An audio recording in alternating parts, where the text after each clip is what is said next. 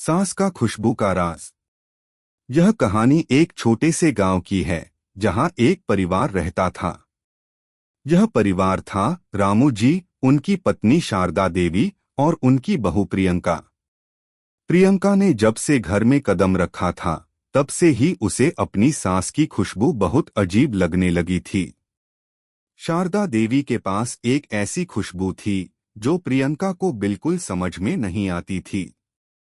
कभी कभी वह खुशबू हल्की सी तेज भी महसूस होती थी, लेकिन प्रियंका को उसका कारण कभी समझ में नहीं आया।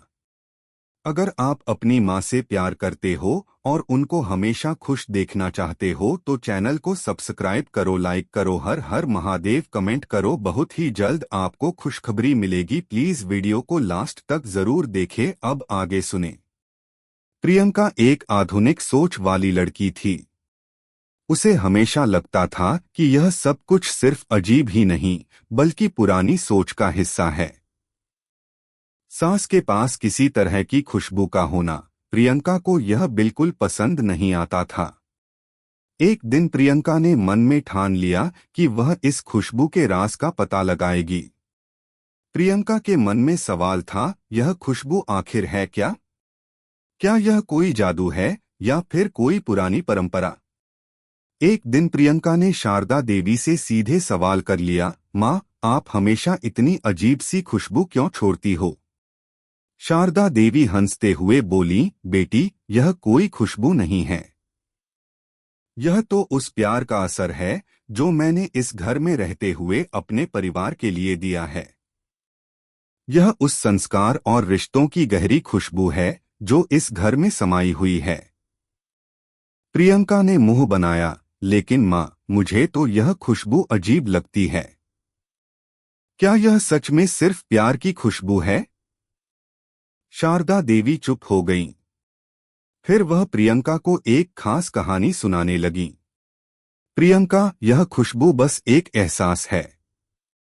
जब से इस घर में मेरे पांव पड़े तब से ही मैं हर दिन अपने परिवार के लिए मेहनत करती आई हूँ।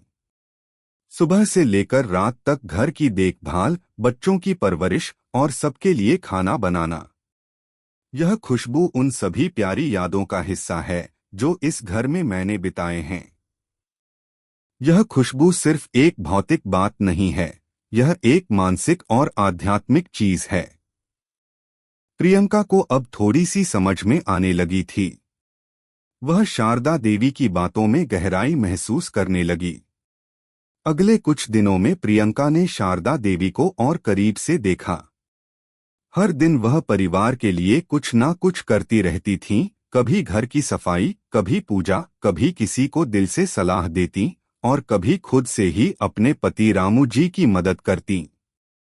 प्रियंका ने देखा कि शारदा देवी की खुशबू सिर्फ एक शारीरिक बात नहीं बल्कि एक एहसास है जो प्यार, देखभाल और आत्मविश्वास से आता है। प्रियंका ने धीरे धीरे इस खुशबू को समझना शुरू किया। उसे अब यह अजीब नहीं लगती थी। उसकी सांस की खुशबू अब प्रियंका के लिए उस प्यार का प्रतीक बन गई थी जो हर परिवार में होना चाहिए। प्रियंका को समझ में आया कि यह खुशबू उस रिश्ते की सौंधी गंध है जो सास और बहू के बीच समय और त्याग के साथ विकसित होती है। यह एक ऐसा संदेश था जो सांस की हर क्रिया और विचार से निकलकर प्रियंका तक पहुंचता था। प्रियंका को अब अपनी सांस की एक और खूबसूरत बात समझ में आने लगी थी। शारदा देवी का प्यार न सिर्फ उनके शब्दों में था बल्कि उनके कर्मों में भी था। प्रियंका ने देखा कि शारदा देवी जब भी किसी से मिलती, चाहे वह घर के बाहर का व्यक्ति हो या फिर घर के सदस्य, वह हमेशा स्नेह और सम्मान से ही बात करती।